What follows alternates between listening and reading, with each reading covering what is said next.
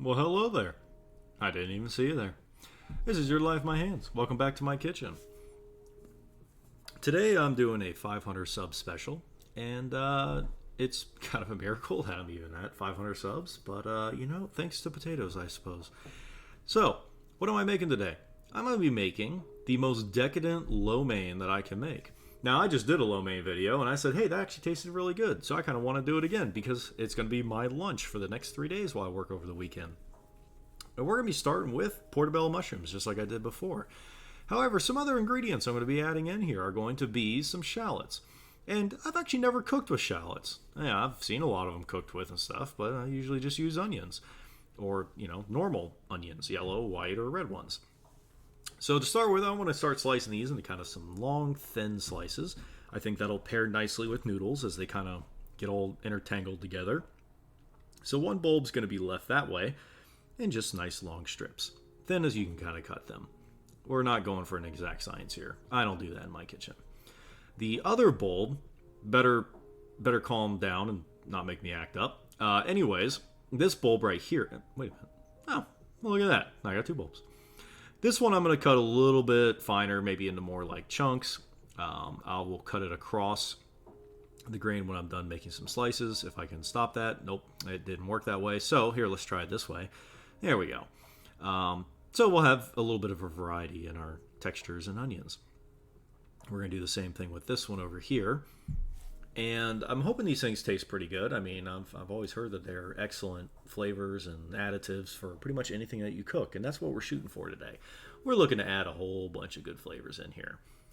And I think with everything I have here, it will work out quite nicely. For example, ginger root. This is a couple inch knob of ginger. We're going to cut these into some nice little slices. And these flavors will be infused into the oil. Spoiler alert, ginger and that gets infused with the oil is amazing. It tastes so good. But we're going to be slicing up some green onions. And once we get down to what I like to call the prime of the green onion, which is not the tips and not the butts of the bottoms of the green onion, these are just like really crispy. They got a great texture to them, and we're going to be saving some of those for a little later. For most all the rest of it, it's going to be used as our oil infuser for its flavors. I did leave the wrappers on this right here because I don't want to go too far down into near the root of a green onion. Those things work great for broths, and if you're making anything like that or for aromatics, those things work out great, but I didn't really want to go too far down just for this particular application. We're going to get those all sliced up. Running out of room on the cutting board, but that's fine. And the rest of the onions will be discarded. If I had more food that I needed to make, I would definitely have saved those and made something with them. But all of our stuff is ready. So to start with, just like my other lo mein video, we're going to be basically sauteing the mushrooms first because we want to draw out the moisture, and we need those to be cooked first and ahead of time before everything else goes in there. Plus, I kind of like the texture of cooked mushrooms when they're almost like overcooked a little bit. Spread all those out, and it's always wise too when you're starting to cook them, throw some sea salt on there or any salt that you have, and that will also quickly begin drawing out moisture, almost as if you are making mushroom ketchup. So we're gonna get all these going, get them all mixed up. Nothing to it. Medium lowish heat until you get some steam going on there and the moisture is pulled out of the mushrooms in particular. So that's real basic stuff, I think, for dealing with mushrooms anyways. I've always found that it just works better that way. By the way, your place should smell incredible just from the onions alone. So the flavor, the smells are very quickly going to change around your place as the mushrooms are the only thing cooking right now. And they have that lovely earthy smell. But yeah. Speaking of flavors, I've actually never tried a shallot. So we're going to peel off one layer, as most onions have. I'm going to try a little bit of shallot.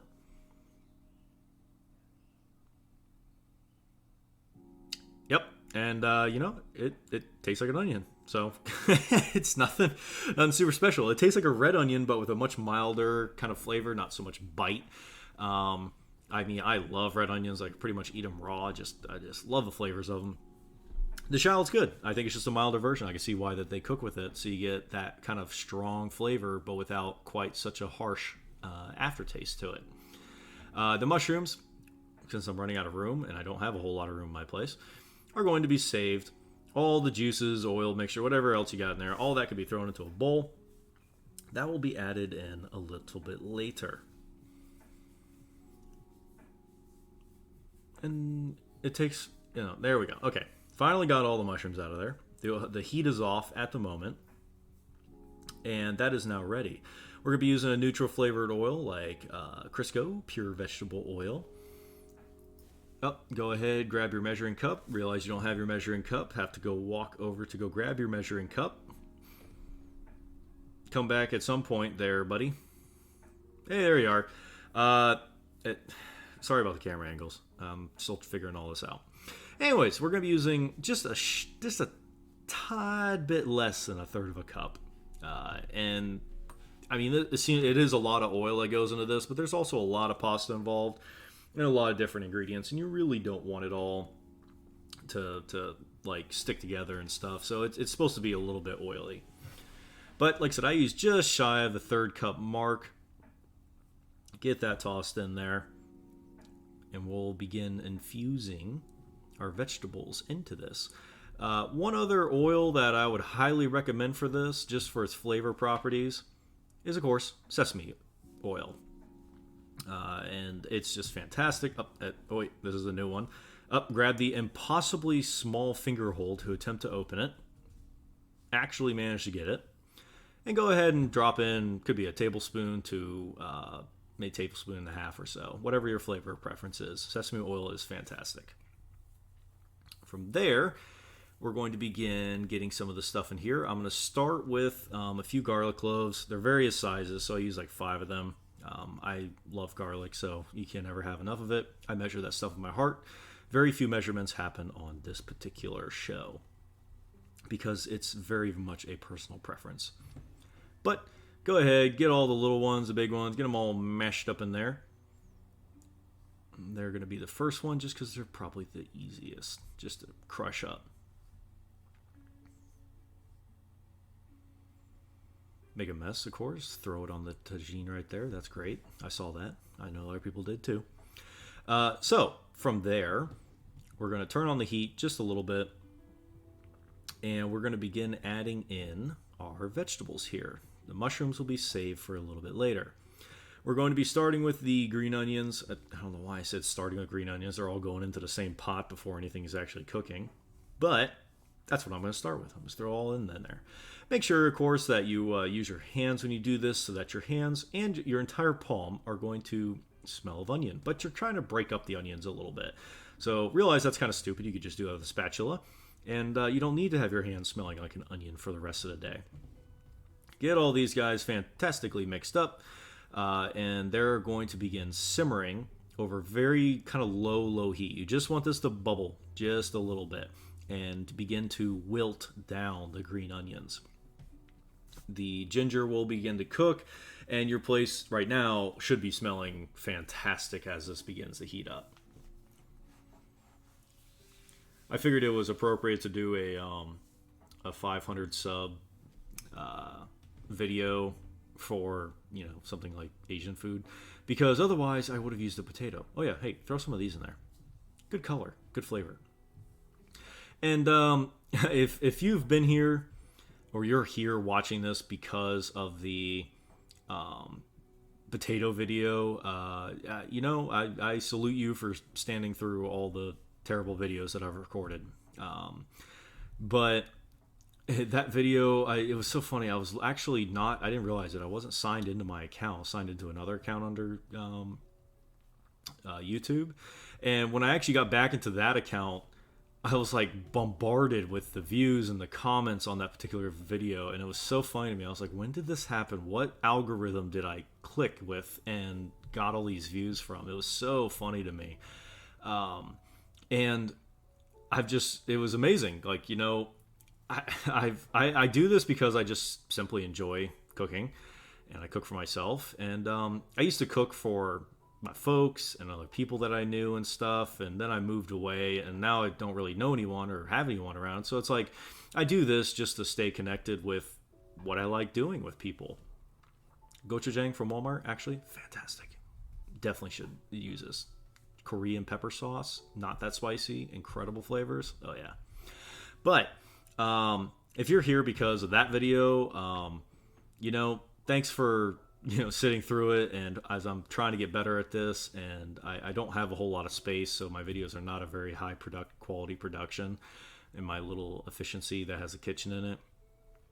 And it's just something I like doing, and it's if you're here because of that, thank you. And this is what I like doing, is this kind of stuff right here. So anyways, you got a nice sauce made of this is totally up to your flavor preferences. I have less than a quarter of a cup of soy sauce, kind of maybe like way less than a quarter cup of teriyaki sauce for the sugar content, and the gochujang mixed in with there. Off screen, I have a pot of boiling water going for the dried lo mein noodles. And we're going to get those cooking before any sauces are added to anything. So once your noodles are starting to go, you want them just almost done. Not quite. And that's, I think, like for the lo mein, they say 6 to 7 minutes. So try it for 5 to 6, taste it. If it's still not quite there, that's okay. Do your mandatory crab claw clinking with your tongs as you mix everything up to prevent it from foaming over, which you can't see, but it just about foamed over all over the stove. And so now, once your noodles are in, I think it's a good idea to add back your vegetables, such as your sliced mushrooms, and we're also going to be adding in here some snow peas and some matchsticks carrots, because I do love vegetable lo mein. Turn the heat down just a little bit so not everything cooks too much, but we are trying to cook these snow peas and the carrots just a little bit. You still want them to have a nice snap, a nice crunch to them, but you also want to make sure they're not just plain raw vegetables. And these things will simmer until the noodles go in there, and then it'll of course cook through just indirect heat and steam and everything else like that. So this is a very good time to remove the ginger root from all the vegetables. The ginger root is good, but it's definitely, unless like you were shredding it or you grated it, I would not leave these in here because they do stay very fibrous, and it's not exactly something you'd want to bite into with that big old piece of it. As much as I love ginger flavor, I'm not a huge fan of sushi restaurants or someone that give you little thin slices of like pickled ginger, and I'm like, no, not really for me. I just really don't like it. It's delicious. I cook with ginger all the time. I'm just not a big fan of the direct flavor of it. So continue mixing everything up while your noodles are cooking. Discover that there are in fact a few more ginger root things in there. So, oh, hey, look at that. Grab that. Ow, it's hot. And then, go ahead, do it again. Stick your hand in the pot. Yep, still hot. It's, never said I was smart. Never said I was smart. But your vegetables are going, your noodles are going, and we're going to get these noodles in here once they are done. And it does not take too long. Definitely not even quite like Italian noodles. But your place should, as I said, should smell amazing. Like the amount of onions and garlic and stuff that are cooking in here are pretty incredible. Got all our sauces ready. Now it's just a waiting game. So wait for the noodles to wrap up. And it shouldn't be too bad. Also, I'm a big fan of MSG. Enhances flavors without the need for so much salt, and I don't mind sprinkling a little bit of that on all this food that I'm going to be making. Oh, hey, look, noodles. Those get tossed in there once they are drained. Tap all that out. And then we're going to be adding in our sauce. Gochujang, soy sauce, teriyaki sauce. Nice combination of savory, salty, kind of spicy. But that pepper, I don't know, gochujang is just like my new favorite thing. It's so good. So much fun to say and eat. Begin to mix up the noodles. You're really just trying to coat them with a nice mixture of the oil, which you have to realize that oil is not just plain oil. That is like flavor in there. It's so delicious. Could be used for so many things too if you made like a big batch of it. But trying to get all that color mixed around, get all the flavors to mix up with all the noodles. None of the vegetables obviously like to stick to the noodles, and that's okay. They kind of manually have to be put up top there for presentation purposes. But go ahead and get all that mixed up nicely. Try fervently to put the vegetables into the noodles. They don't quite like it. Turn off the heat. And these things are pretty much ready to go once you have mixed them to a satisfactory level.